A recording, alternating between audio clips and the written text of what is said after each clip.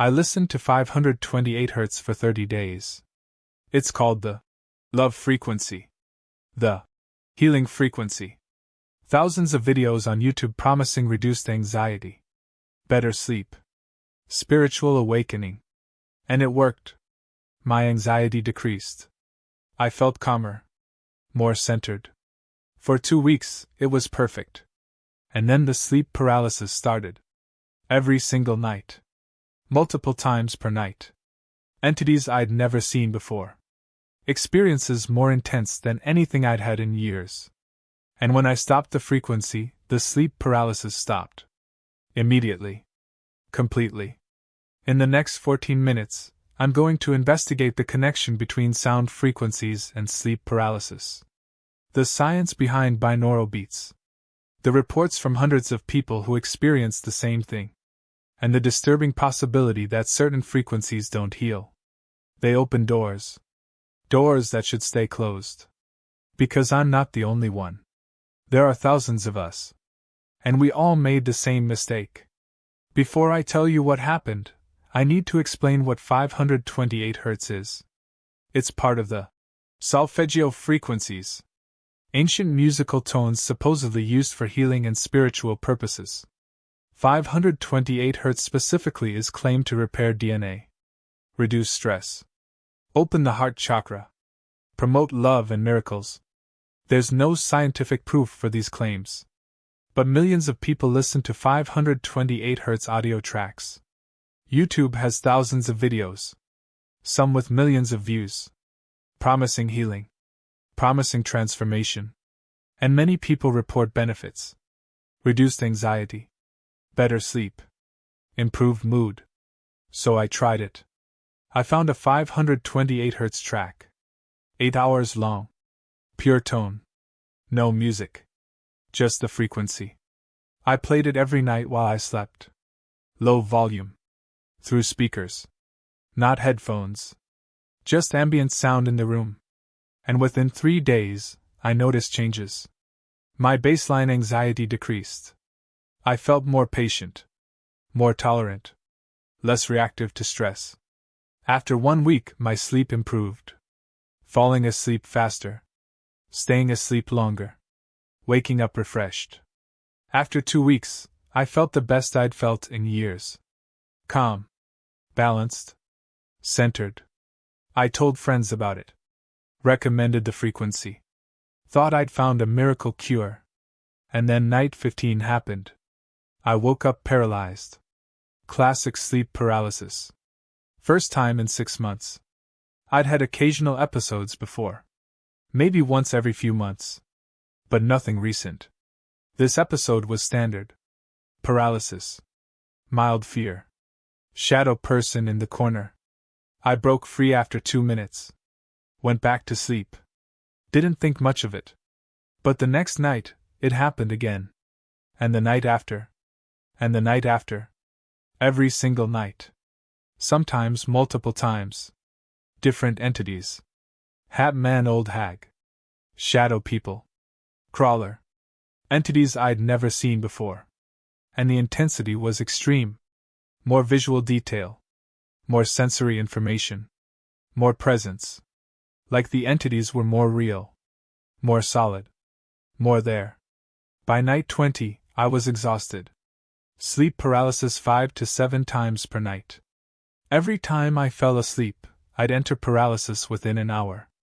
I started dreading sleep. The 528 Hz was still playing. I was still feeling calm during the day. But nights were hell. And then I read something. A comment on one of the 528 Hz videos. Someone said, "This frequency gave me sleep paralysis." I searched. Found dozens of similar comments. Hundreds. Across different videos. Different channels. All saying the same thing. 528 Hz caused sleep paralysis. Started getting paralysis after listening. Had to stop because of the entities. And I realized I wasn't alone. This was a pattern. I stopped the frequency that night. Didn't play it. Just slept in silence. No sleep paralysis. Not once. The next night, same. No paralysis.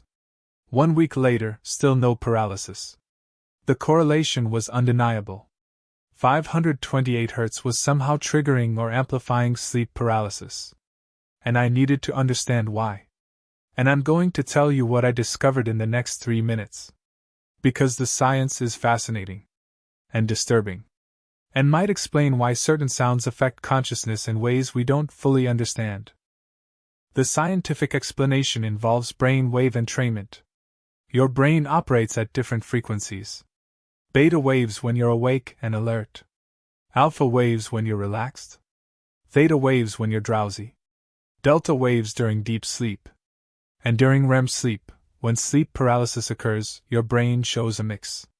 Theta and beta simultaneously. Awake consciousness plus sleep state brain activity.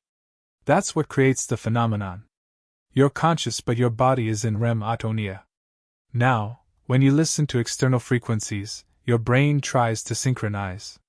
This is called frequency following response.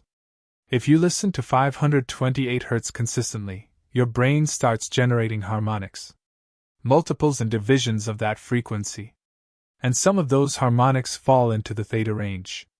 The sleep paralysis range.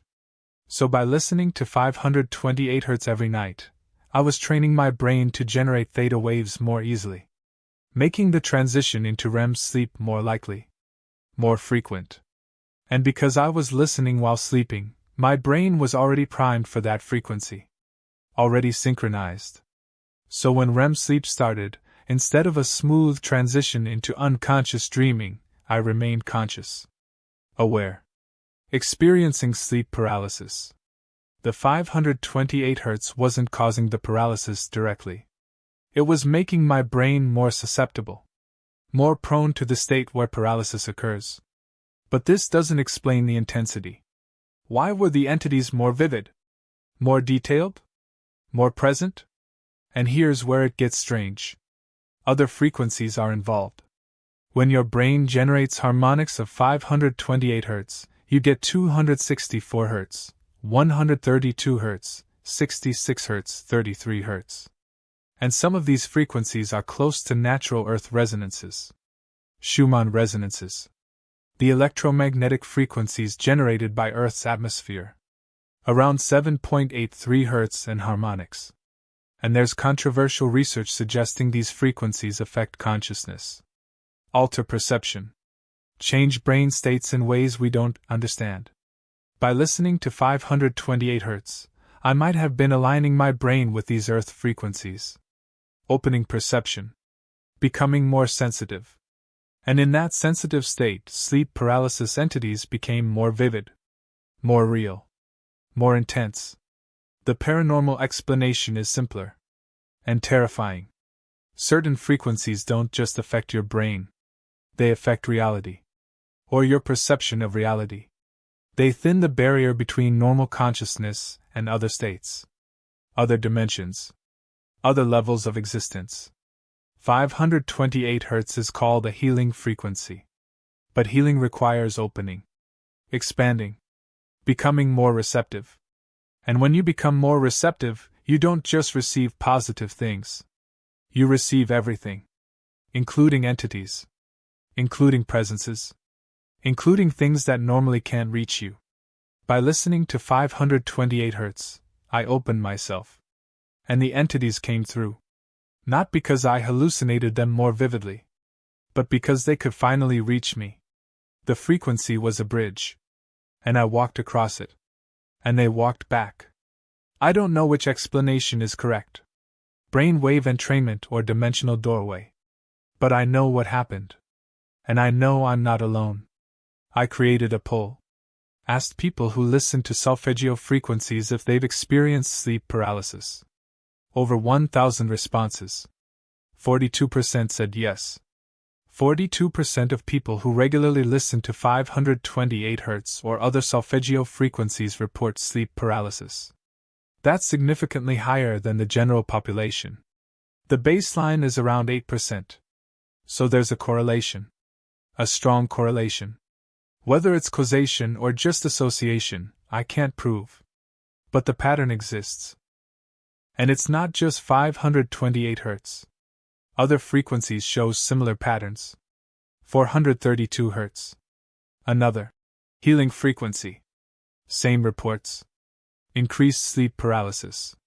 396 Hz. Liberation frequency. Same thing. 741 Hz. Awakening intuition. Same pattern. It seems like any frequency marketed for spiritual or consciousness purposes creates this risk. And almost nobody talks about it. The videos promoting these frequencies never mention the sleep paralysis side effect. Never warn people. Just promise benefits. Promise healing. And thousands of people, like me, try it. Experience the benefits. Then experience the consequences. Here's what I learned from this experience. Frequencies are tools. Powerful tools. They can affect your brain, your consciousness, your perception. But tools have side effects. And the side effects aren't always obvious. Aren't always immediate. 528 Hz helped my anxiety. Genuinely. I felt better. But it also opened me to sleep paralysis. And I had to choose. Reduced anxiety or peaceful sleep. I chose sleep. Stopped the frequency. And my anxiety returned. Not as bad as before. But returned. And I had to manage it other ways. Therapy. Exercise. Meditation without sound. It was harder. But safer. Because sleep paralysis every night isn't sustainable. Isn't healthy. And the entities were getting too close. Too real. Too persistent. If you're using sound frequencies for healing or spiritual purposes, here's what you need to know. First, monitor for sleep paralysis. If you start experiencing it more frequently after starting a frequency protocol, that's a red flag. The frequency might be affecting your sleep architecture. Second, use frequencies during waking hours only. Don't listen while sleeping. This reduces brain wave entrainment during REM sleep. Reduces the chance of conscious awareness during paralysis. Third, take breaks. 1 week on, 1 week off. Don't let your brain become permanently entrained to any frequency. And finally, if sleep paralysis starts and doesn't stop after you discontinue the frequency, seek medical help. Sleep studies. Neurological evaluation. Because some changes might persist. There's a larger question here about consciousness and sound. Throughout history, humans have used sound for spiritual purposes. Chanting, drumming, singing bowls, binaural beats. And many of these practices report altered states, visions, entities, experiences beyond normal perception. Maybe these aren't side effects. Maybe they're the actual effects. Maybe the point of sound frequencies isn't healing. It's opening, expanding, perceiving more. And the entities are part of that. Not hallucinations. Not problems. But indicators that the frequency is working. That you're perceiving beyond normal limits. I don't know if I believe that. But I know the entities felt real. More real than anything I'd experienced before. And if they were hallucinations, they were remarkably consistent. Remarkably detailed. Remarkably similar to what thousands of others report. My next video investigates other triggers for sleep paralysis. Not just sound. But light frequencies. Electromagnetic fields. Environmental factors that increase episodes. Because sleep paralysis isn't random. It has triggers. And understanding those triggers gives you control. Allows you to avoid them or use them intentionally. Subscribe so you don't miss it. Sleep well. Choose your frequencies carefully. And remember, healing isn't always comfortable. Sometimes opening consciousness means experiencing things you weren't ready for. Sometimes the price of expansion is entities. And only you can decide if that price is worth paying. I'll see you in the comments. And in the silence.